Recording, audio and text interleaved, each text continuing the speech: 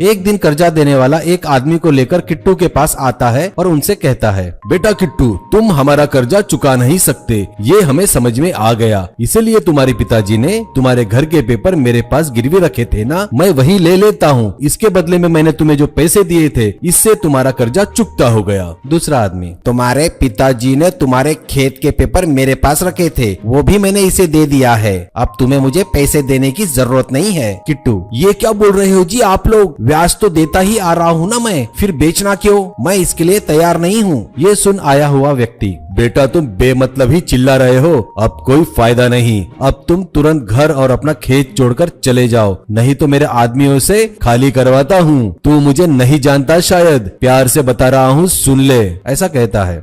ये सुनकर वो अपना सामान लेकर घर और खेत छोड़कर दूसरे गांव की तरफ निकलता है।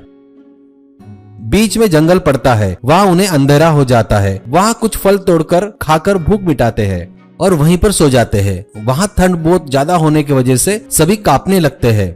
सुबह होती है और वो लोग देखते हैं वहाँ पर एक बहुत बड़ा पेड़ होता है और उस पेड़ में बहुत बड़ा होल भी होता है।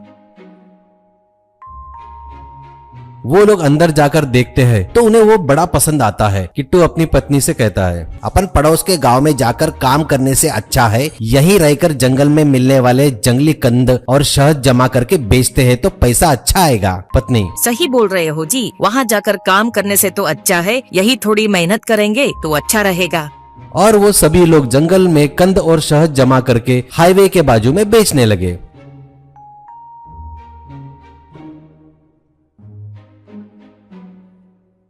उस पेड़ घर में रहकर बाहर खाना बना के खाते थे और पेड़ के अंदर जाकर सोने लगे।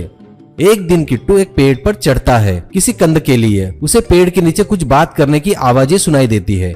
नीचे कुछ चोर लोग बातें करते रहते हैं। उसका नाम था नायक। सब लोग ध्यान से सुनो, मुझे लगता है अपना ठिकाना पुलिस को पता चल गया है, इसलिए हमें दूसरा ठिकाना ढूंढना पड़ेगा। अगर किसी को कोई अच्छा ठिकाना पता हो तो बताओ, अपना और अपने लोगों का चोरी का माल लेकर वहाँ चलेंगे। इसमें से एक बंदा बोलता है, मैंने यहाँ से कुछ दूर पर एक बहुत बड़ा पेड़ देखा है, उसमें एक बहुत बड़ा होल है, मुझे लगता है वो अपने लिए ठीक रहेगा। ऐसा कहता है नायक। ऐसा है क्या? लेकिन बरोबर देखा ना, वहाँ कोई रहता तो नहीं ना? नहीं भाई, वहाँ कोई नहीं रहता, खाली है वो जगह। उसे देख के भी बहुत दिन हो गए, एक बार मैं जाके चेक करके आता हूँ। ऐसा बोलकर वो सभी लोग वहाँ से चले जाते हैं। उसके जाने के बाद पिट्टू पेड़ पर से ही कूदता है और घर की तरफ तेजी से भागने लगता है और घर जाकर सबसे कहता है, मैं जैसा बोलूंगा वैसा ही करो, ठीक है? ऐसा कहता है।